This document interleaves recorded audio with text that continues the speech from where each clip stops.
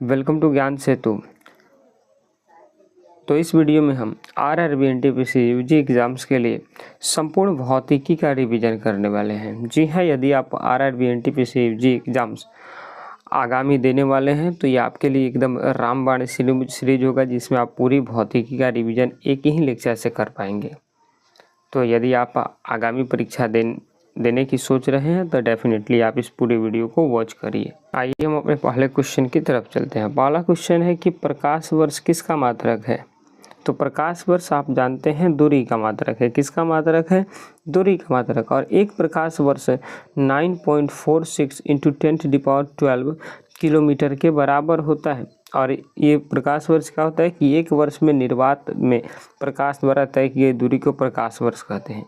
लेकिन एक और यूनिट होता है पारसेक, जो कि दूरी मापने का सबसे बड़ी यूनिट होती है। और एक पारसेक में 3.26 लाइट ईयर्स के बराबर होता है एक पारसेक। नेक्स्ट क्वेश्चन, न्यूटन के किस नियम को जड़त्व का नियम भी कहा जाता है? किस नियम को जड़त्व का नियम कहा जाता है? तो न्यूटन के प्रथम नियम को जड़त्व का नियम कहा जाता है। और जड़त्व किसी वस्तु का वह गुण है जिससे वह अपनी अवस्था में परिवर्तन का विरोध करती है। यानी यदि कोई वस्तु अगर जो मोशन में रहना चाहती है तो वो मोशन में ही रहेंगी, और यदि कोई वस्तु रेस्ट में रहना चाहती है तो वह रेस्ट में ही रहना पसंद करेंगे। तो ये कौन सा नियम है? तो प्रथम नियम है। ठीक। और फोर्स का फॉर्मूला आप जानते हैं, F = ma होता है। नेक्स्ट क्वेश्चन, ध्वनि की चाल किसमें अधिक होती है? तो ध्वनि का चाल सबसे अधिक इस्पात में होता है। किसमें? स्टील में ध्वनि की चाल सबसे अधिक होती है। ध्वनि एक अनुदैर्ध्य यांत्रिक तरंग है और यह वैक्यूम में गमन नहीं कर सकती है। माध्यम का घनत्व बढ़ने पर ध्वनि की चाल भी बढ़ जाती है। तो सर्वाधिक किसमें होती है? इस्पात में। नेक्स्ट क्वेश्चन, कार्य या फिर वर्क का एसआई मात्रक क्या है? तो वर्क का फॉर्मूला होता है force upon displacement. Force upon displacement. तो फोर्स को बोलते हैं न्यूटन और डिस्प्लेसमेंट को बोलते हैं, यानी डिस्टेंस है तो मीटर, न्यूटन इंटू मीटर। और न्यूटन इंटू मीटर को ही जूल कहा जाता है। क्या कहा जाता है? जूल। तो इसका एसआई मात्रक एक जूल होता है। और कार्य की बात करते हैं तो एक अदिश राशि है। एक जूल में 10⁻7 अर्ग होता है। बड़ा ही इंपॉर्टेंट है, याद रखेंगे। और बल और विस्थापन के बीच अगर 90 डिग्री का एंगल बना हो तो कार्य किस तरह से होता है? शून्य होता है। नेक्स्ट क्वेश्चन, रॉकेट किस सिद्धांत पर कार्य करता है? तो रॉकेट संवेग संरक्षण के सिद्धांत पर कार्य करता है। यह न्यूटन के तीसरे नियम यानी क्रिया प्रतिक्रिया पर आधारित है। और संवेग द्रव्यमान और वेग का गुणनफल होता है। P जो होता है ये मास इंटू वेलोसिटी इसका फॉर्मूला होता है। तो ऊर्जा रॉकेट किस सिद्धांत पर कार्य करता है? ये संवेग संरक्षण के सिद्धांत पर कार्य करता है। नेक्स्ट क्वेश्चन, हीरा चमकदार क्यों होता है? तो हीरा चमकदार होने के पीछे का कारण है पूर्ण आंतरिक परावर्तन। क्योंकि हीरे का अपवर्तनांक जो होता है 2.42 होता है। और अपवर्तनांक इतना होने का मतलब कई वो परतदार से बनी हुई है, जिसमें जब प्रकाश किरणें जाती है तो उसका बार बार परावर्तन होता है। तो इसलिए पूर्ण आंतरिक परावर्तन के कारण वह चमकता है। और जो ऑप्टिकल फाइबर होता है वो इसी सिद्धांत पर कार्य करता है। इसके अलावा मृग मरीचिका जो कि माइलेज आपको गर्मी के दिनों में देखने को मिल जाएगी, वो इसी का ही एक प्रमुख उदाहरण देखने को मिल जाती है। नेक्स्ट क्वेश्चन, वायुमंडलीय दाब मापने के लिए किस यंत्र का उपयोग किया जाता है? तो वायुमंडलीय दाब मापने के लिए बैरोमीटर का यूज करते हैं। कौन से? बैरोमीटर का। बैरोमीटर जब अचानक गिरना शुरू हो जाता है तो उसमें तूफान का संकेत होता है। अगर धीरे धीरे वो गिरता रहता है तो वर्षा की संभावना होती है। और इसकी खोज टॉरिसेली ने करी थी, इसको ध्यान में रखेंगे। तो बैरोमीटर वायुमंडलीय दाब किससे मापा जाता है? बैरोमीटर से। नेक्स्ट क्वेश्चन, निकट दृष्टि दोष या फिर मायोपिया के लिए किस लेंस का उपयोग किया जाता है? तो निकट दृष्टि दोष के लिए अवतल लेंस का उपयोग किया जाता है। इसमें पास की वस्तुएं साफ दिखती है परंतु दूर की नहीं। और प्रतिबिंब रेटिना के सामने बनता है। और दूर दृष्टि दोष के लिए उत्तल लेंस का उपयोग किया जाता है। और वहीं अगर जो जरा दृष्टि दोष उत्पन्न रहे तो उसमें बाइफोकल लेंस का यूज किया जाता है। नेक्स्ट क्वेश्चन, वॉशिंग मशीन का कार्य सिद्धांत क्या है? किस सिद्धांत के ऊपर वॉशिंग मशीन कार्य करती है? तो ये अपकेंद्रण के ऊपर कार्य करती है। यह केंद्र से बाहर की ओर लगने वाले बल पर आधारित होता है। और दूध से मक्खन निकालना भी इसी का एक उदाहरण है। और यह एक सूडो फोर्स माना जाता है, ये कि छंद बल है ये। तो किस विधि से? अपकेंद्रण विधि से। नेक्स्ट क्वेश्चन बोल रहा है कि प्रतिरोध की एसआई इकाई क्या होती है? प्रतिरोध का एसआई यूनिट क्या होता है? तो प्रतिरोध इसका एसआई यूनिट ओम होता है। क्या होता है? ओम। और ओम का होता है V बराबर आई आर, आई कुमा आर होता है। ये फॉर्मूला आप ध्यान में रखेंगे कि वोल्ट बराबर आई आर होता है, और चालक की लंबाई बढ़ने पर प्रतिरोध भी बढ़ता है और चालक की लंबाई घटने पर प्रतिरोध घटता है। ताप बढ़ने पर भी चालक का जो प्रतिरोध बढ़ता है, लेकिन ताप घटने पर चालक का प्रतिरोध घटता है। नेक्स्ट क्वेश्चन है कि पास्कल किसकी यूनिट होती है? तो पास्कल दूरी का सबसे बड़ा यूनिट होता है। तो पास्कल, एक मिनट, पास्कल पूछ रहा है हमसे। तो पास्कल दाब का यूनिट होता है। प्रेशर बराबर फोर्स अपॉन एरिया फार्मूला होता है, और इसका जो यूनिट होता है वो होता है पास्कल, या फिर इसको न्यूटन पर मीटर स्क्वायर भी बोलते हैं, परंतु इसका जो इसका यूनिट होता है वो क्या होता है? पास्कल होता है। दाब बराबर बल बटा क्षेत्रफल, ये फार्मूला तो अभी हम आपको बताइए किए। और हाइड्रोलिक जो लिफ्ट होता है इसी के सिद्धांत पर कार्य करता है, और दाब एक अदिश राशि है, इस बात को भी आप ध्यान में रखेंगे। नेक्स्ट क्वेश्चन है कि सूर्य की ऊर्जा का मुख्य स्रोत क्या है? तो सूर्य की ऊर्जा का मुख्य स्रोत नाभिकीय संलयन है। कौन? नाभिकीय संलयन। हाइड्रोजन के नाभिक मिलकर हीलियम बनाते हैं। आप जानते हैं कि सूर्य के कोर पर हाइड्रोजन और हीलियम गैसें मौजूद हैं, जो कि एक साथ मिल करके हीलियम बनाते हैं, और हाइड्रोजन बम इसी सिद्धांत पर आधारित होता है। इसके लिए उच्च ताप की आवश्यकता होती है। नेक्स्ट क्वेश्चन, प्रकाश के प्रकीर्णन के कारण आकाश नीला क्यों दिखता है? तो प्रकाश के प्रकीर्णन के कारण जो आकाश नीला दिखने का मेन कारण है कि नीले रंग का प्रकीर्णन अधिक हो जाता है, जिसके कारण वो पूरे आकाश में छा जाता है, और छाने के क्रम में ही हमको आकाश का रंग नीला दिखाई देता है। क्योंकि नीला रंग का जो तरंगदैर्ध्य होता है काफ़ी कम होता है। अगर क्वेश्चन ये पूछे कि लाल सबसे ज़्यादा तरंगदैर्ध्य किसका होता है, तो लाल रंग का होता है। लगभग 7400 एंगस्ट्रॉम के करीब में ये होता है, जिस कारण से ये ज़्यादा डिस्टेंस कवर कर पाती है और हमको दूर से ही दिखाई दे देती है। नेक्स्ट क्वेश्चन, फ्यूज तार किसका बना होता है? तो फ्यूज तार टीन और सीसा का बना होता है। किसका बना होता है? टीन और सीसा का। फ्यूज तार का जो गलनांक होता है बहुत कम होता है, और इसका प्रतिरोध काफ़ी ज़्यादा ऊंच होती है। और फ्यूज तार को आप ध्यान में रखेंगे, इसको सीरीज फॉर्मेट में जोड़ा जाता है, यानी श्रेणी क्रम में जोड़ा जाता है, न कि समांतर क्रम में। तो इसका right answer A. Next question है कि विद्युत धारा मापने का यंत्र क्या है? तो विद्युत धारा मापने का जो यंत्र होता है वो एमीटर कहलाता है। कौन सा? तो एमीटर कहलाता है। आदर्श एमीटर का प्रतिरोध 0 होता है, और इस एमीटर को श्रेणी क्रम में जोड़ा जाता है, और इसका एसआई मात्रक एम्पियर होता है। नेक्स्ट क्वेश्चन बोल रहा है हमसे कि ध्वनि तरंगे कैसी तरंगे है? साउंड वेव कैसी है? तो साउंड वेव एक अनुदैर्ध्य तरंगे हैं। इन्हें गमन हेतु माध्यम चाहिए, सब कोई जानते हैं। निर्वात में नहीं चल सकती है, और हवा में इसका चाल 332 मीटर पर सेकेंड होता है। सबसे ज़्यादा कहाँ होता है? तो सबसे ज़्यादा अभी हम लोग बात किए कि इस्पात में सबसे अधिक होता है। नेक्स्ट क्वेश्चन, गुरुत्वाकर्षण नियम किसने दिया था? तो गुरुत्वाकर्षण देने वाले वैज्ञानिक का नाम है न्यूटन, और इन्होंने फॉर्मूला क्या बताया? F बराबर G/m1m2/r²। ये इसका पूरा का पूरा फार्मूला है। और G का जो मान होता है आप जानते हैं 6.67 × 10⁻⁻11 मीटर होता है। ये G का मान है, और यह ब्रह्मांड का सबसे कमजोर बल है। इस बात को भी आप ध्यान में रखेंगे। नेक्स्ट क्वेश्चन बोल रहा है कि G का मान सबसे अधिक कहाँ होता है? G यानी गुरुत्वाकर्षण यानी ग्रेविटेशन का मान तो सबसे ज़्यादा होता है ध्रुवों पर। सबसे ज़्यादा कहाँ होता है? ध्रुवों पर। केंद्र पर G का मान 0 होता है, और ध्रुव पर सबसे ज़्यादा होता है। ऊपर या नीचे जाने पर यह घटता रहता है। और चंद्रमा पर G का मान आप जानते हैं 1/6 होता है, यानी कोई व्यक्ति अगर 60 kg का है तो उसका 1/6 भार हो जाएगा, यानी 10 kg का उसका भार देखने को लगेगा।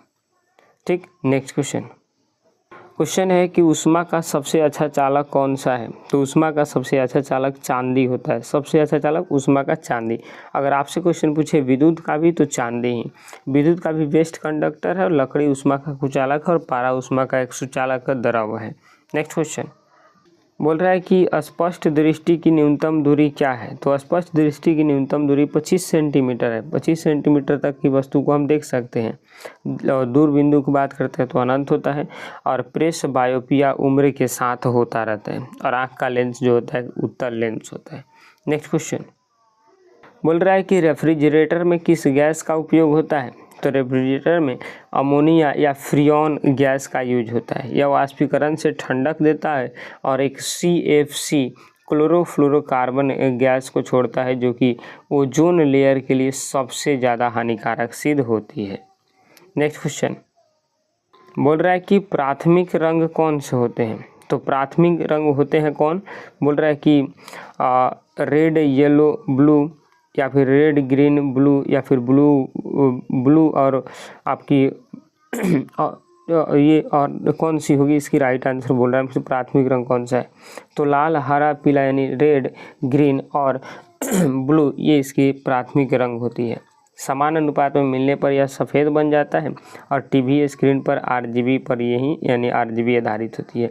पीला द्वितीयक रंग होता है। नेक्स्ट क्वेश्चन बोल रहा है कि ट्रांसफार्मर का कार्य क्या होता है। AC धारा को DC में बदलना, DC को AC में बदलना, AC वोल्टेज घटाना या बढ़ाना, या फिर विद्युत का उत्पादन करना।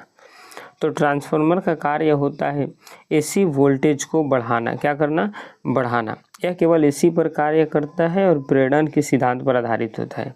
2 प्रकार का ये होता है, सबको जानते हैं, स्टेप अप और स्टेप डाउन। नेक्स्ट क्वेश्चन समुद्र की गहराई मापने वाला यंत्र का नाम क्या है। समुद्र की गहराई मापने वाला यंत्र होता है फैदोमीटर। कौन सा, फैदोमीटर। अल्टीमीटर की बात करते हैं तो ये एल्टीट्यूड को मापता है, यानी ऊंचाई को मापने वाला यंत्र। हाइड्रोमीटर ये आपकी आर्द्रता मापता है। और मैनोमीटर का भी इसका 1 फैदम 6 फीट होता है। और सोनार का भी उपयोग होता है इसमें।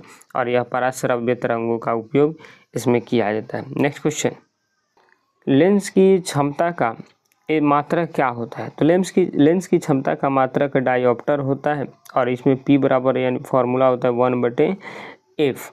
और हमेशा F को मीटर में रखा जाता है। उत्तल लेंस की पावर पॉजिटिव होती है और अवतल लेंस की पावर निगेटिव होती है। नेक्स्ट क्वेश्चन बोल रहा है हमसे कि परमाणु बम का किस सिद्धांत पर कार्य करता है। तो परमाणु बम ये अनियंत्रित नाभिकीय विखंडन के ऊपर कार्य करती है। यानी यूरेनियम 235 का इसमें प्रयोग करके उसका टक्कर कराकर तब इसमें आपकी परमाणु बम बनाई जाती है। नेक्स्ट क्वेश्चन बोल रहा है कि 1 HP या 1 हॉर्स पावर कितने वॉट के बराबर होता है। तो 1 हॉर्स पावर 746 वॉट के बराबर होता है। वॉट की बात करते हैं तो ये पावर की एक इकाई है। और P बराबर फॉर्मूला होता है W/T, ध्यान में रखेंगे। नेक्स्ट क्वेश्चन हमसे बोल रहा है कि भू स्थिर उपग्रह का आवर्तकाल कितना होता है। तो भू स्थिर उपग्रह का आवर्तकाल 24 घंटा होता है। और इसकी ऊंचाई की बात करते हैं तो 36,000 किलोमीटर की इसकी ऊंचाई होती है। और ये पृथ्वी के साथ साथ ही घूमता रहता है। ठीक, नेक्स्ट क्वेश्चन हमसे बोल रहा है कि वर्षा की बूंदें गोल क्यों होती है। तो वर्षा की बूंदों का गोल होना इसके पीछे का कारण है पृष्ठ तनाव। कौन सा है, पृष्ठ तनाव। द्रव क्षेत्रफल कम करना चाहता है और गर्म सूप अधिक स्वादिष्ट लगता है। मच्छर पानी में तैरता है। ये सब के सब इसी का ही एक प्रमुख कारण है। नेक्स्ट क्वेश्चन कि टायरों में कौन सी गैस भरी जाती है। तो टायरों में भरी जाने वाली गैस का नाम है नाइट्रोजन। यह ठंडी और निष्क्रिय होती है। आग का खतरा इससे कम होता है और लीकेज ये कम होता है। इस वजह से टायरों में भरी जाती है N2 nitrogen gas. Next question है कि ऑप्टिकल फाइबर का सिद्धांत क्या है। किस सिद्धांत पर ऑप्टिकल फाइबर काम करता है। तो ऑप्टिकल फाइबर ये पूर्ण आंतरिक परावर्तन के सिद्धांत पर कार्य करता है। यानी C राइट आंसर हो। टोटल रिफ्लेक्शन के सिद्धांत पर यह कार्य करता है। एंडोस्कोपी में इसका उपयोग होता है और कम ऊर्जा हानि होती है और सिग्नल लंबी दूरी तक जाता है। इस कारण ऑप्टिकल फाइबर में आपकी पूर्ण आंतरिक परावर्तन का यूज होता है। नेक्स्ट क्वेश्चन है कि ध्वनि की तीव्रता की इकाई क्या है। तो ध्वनि की तीव्रता की इकाई है डेसिबल। कौन, डेसिबल इसकी यूनिट होती है।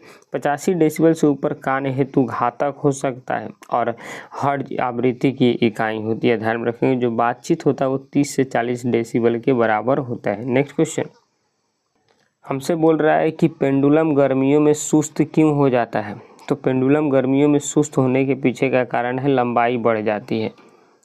और लंबाई बढ़ जाने के क्रम में ये सुस्त हो जाती है, लेकिन सर्दियों में तेज़ चलती है क्योंकि ये काफ़ी ज़्यादा सॉफ्ट हो जाती है। नेक्स्ट क्वेश्चन हमसे बोल रहा है कि कैपिलरी का उदाहरण कौन नहीं है। तो कैपिलरी का उदाहरण ये साबुन के बुलबुले का बड़ा होना, ये आंसर होगा, ये नहीं है, क्योंकि पृष्ठ तनाव के कारण ये होता है और तौलिया पानी सोखता है, आपने देखा होगा। ये सब कैपिलरी का ही एक उदाहरण हमको देखने को मिलता है। इसके अलावा पेन का जो स्याही होता है वो भी एक इसका उदाहरण है। नेक्स्ट क्वेश्चन कि सूर्य का प्रकाश पृथ्वी तक पहुंचने में कितना समय लेता है।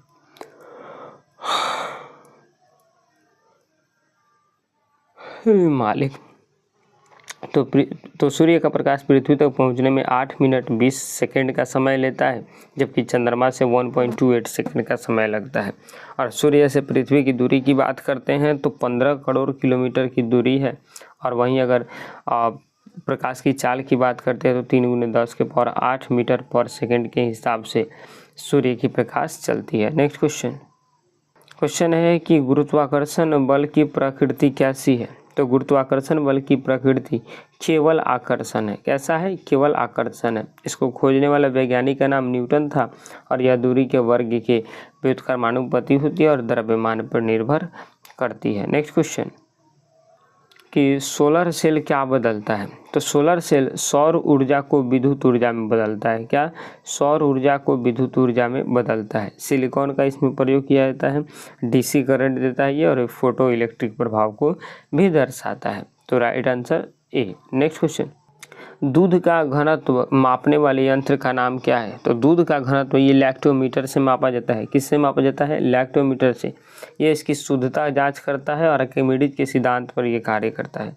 विशिष्ट घनत्वों के सिद्धांत पर भी ये होता है। तो दूध का घनत्व मापने वाले यंत्र का नाम लैक्टोमीटर। नेक्स्ट क्वेश्चन बोल रहा है कि ऊष्मागतिकी का प्रथम नियम किसे कहते हैं। तो ऊष्मागतिकी का प्रथम नियम जो ऊर्जा संरक्षण से संबंधित है।